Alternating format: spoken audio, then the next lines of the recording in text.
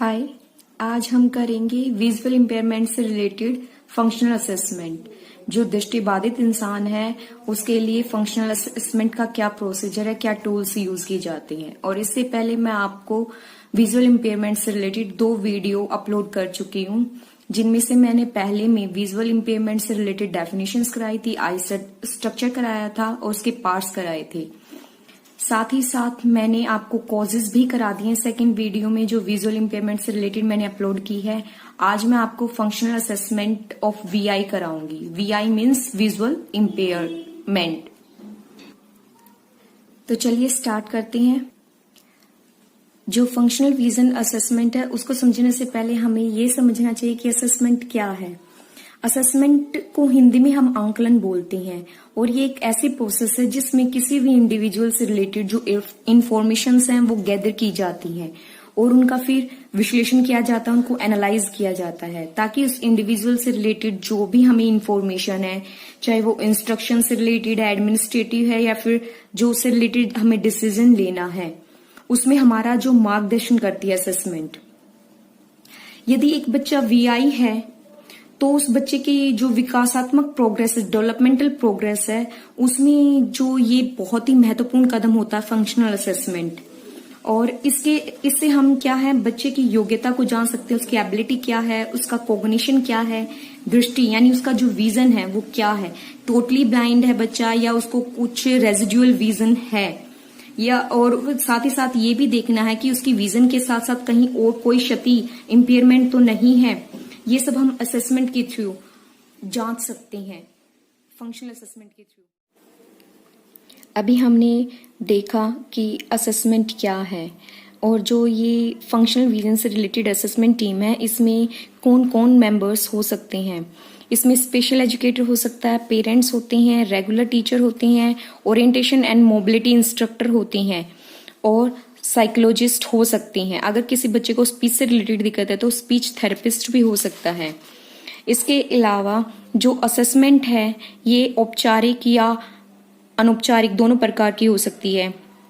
जैसे formal settings में भी हो सकती है, इनफॉर्मल में भी हो सकती है, नॉन और अननोन सेटिंग में भी हो सकती है, या फिर जो नेचुरल है या फिर आर्टिफिशियल सेटिंग्स है उनमें भी ये फंक्शनल असेसमेंट की जा सकती है।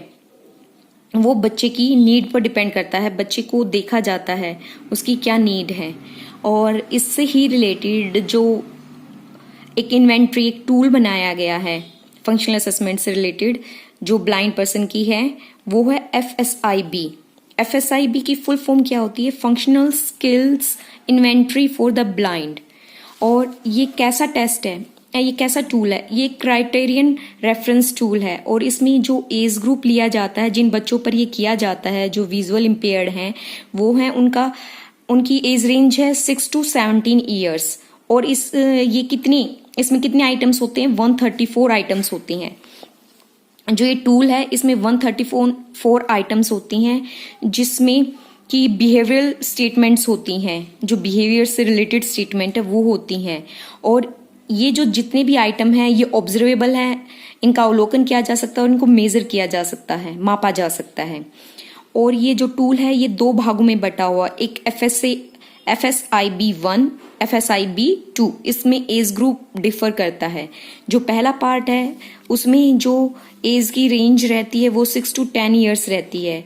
और ये पहला पार्ट कंसिस्ट होता है जो जनरल इंफॉर्मेशन होती है बच्चे से रिलेटेड, जैसे उसकी एज क्या है, सेक्स क्या है, बर्थ ऑर्डर क्या है, ऑनसेट ऑफ ब्लाइंडनेस क्या है एंड आई कंडीशन क्या है, उसकी आंख की स्थिति क्या है। और सेकंड पार्ट है वो, उसमें एज रेंज रहती है 11 to 17। और टोटल मैंने बताया था FSIB में अगर पूछ ली जाए एग्जाम के टाइम एज कितनी होती है, 6 to 17 एज ग्रुप के लिए बना हुआ है ये। और 2 में बना हुआ है ये 11 to 17 years. Consist of 12 developmental areas. और इसमें जो विकासात्मक क्षेत्र से रिलेटेड 12 एरियाज होते हैं और वो 12 डेवलपमेंटल एरियाज हैं। Gross motor skills. Gross motor skills को हिंदी में बोलते हैं स्थूल गतिक कौशल। जैसे बच्चा खड़ा होना सीखता है, चलता है, भागता है, दौड़ता है, ये सब क्या है उसकी ग्रोस मोटर स्किल्स हैं। सेकंड है फाइन मोटर स्किल्स।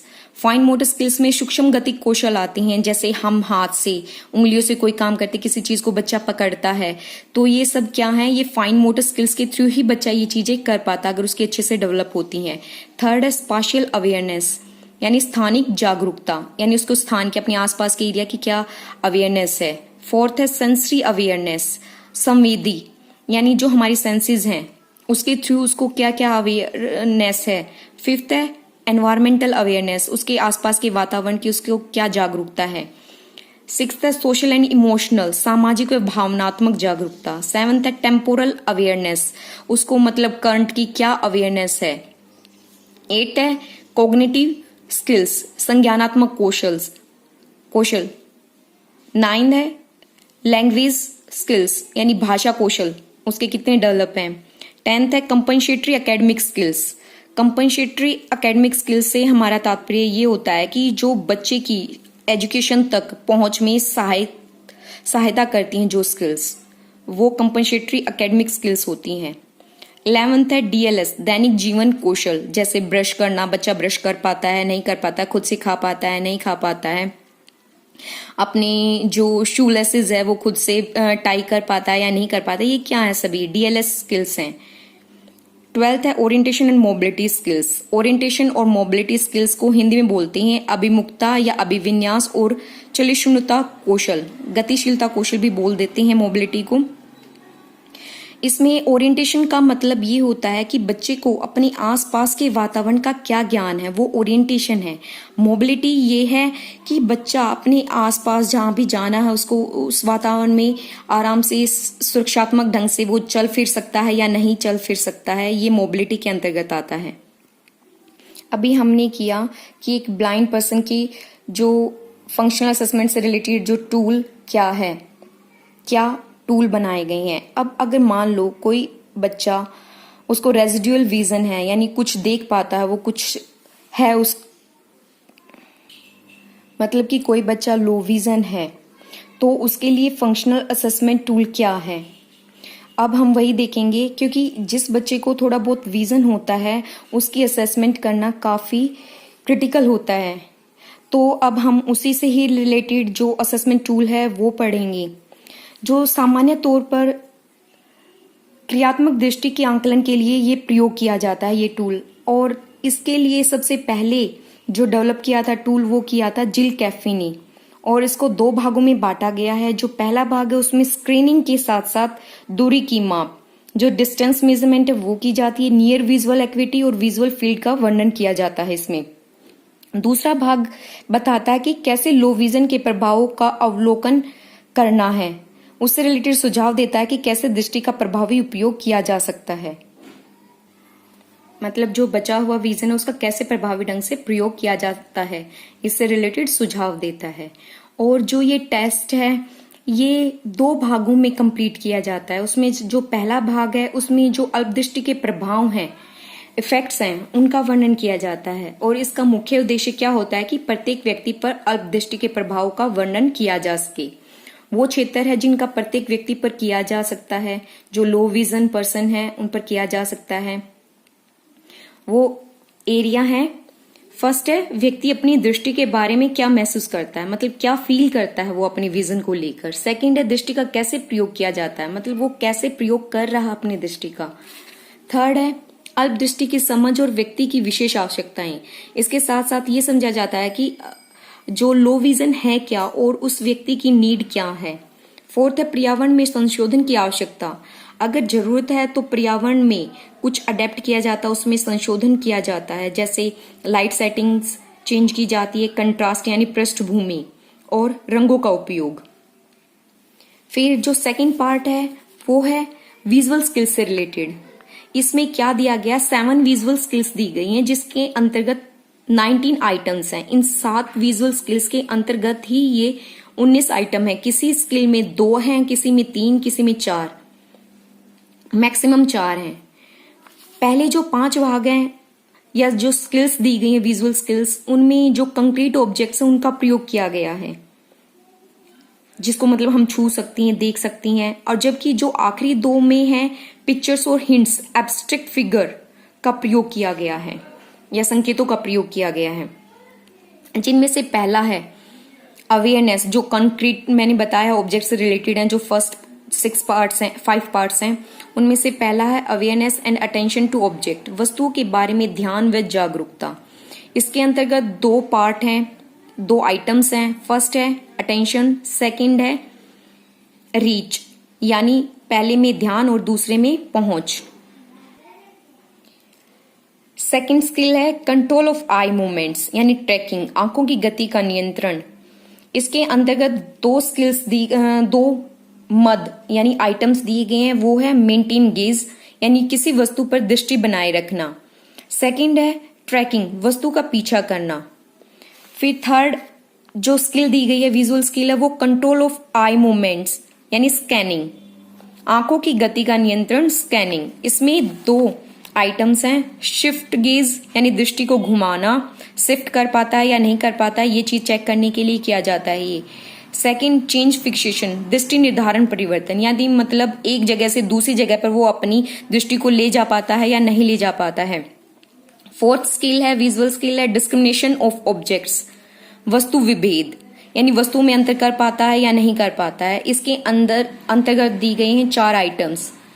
फर्स्ट है फाइंड ऑब्जेक्ट्स, वस्तु को ढूंढना। सेकंड है फॉलो पाथ, मार्ग का अनुसरण करना। थर्ड है अवॉइड ऑब्जेक्ट्स, वस्तुओं से बचना।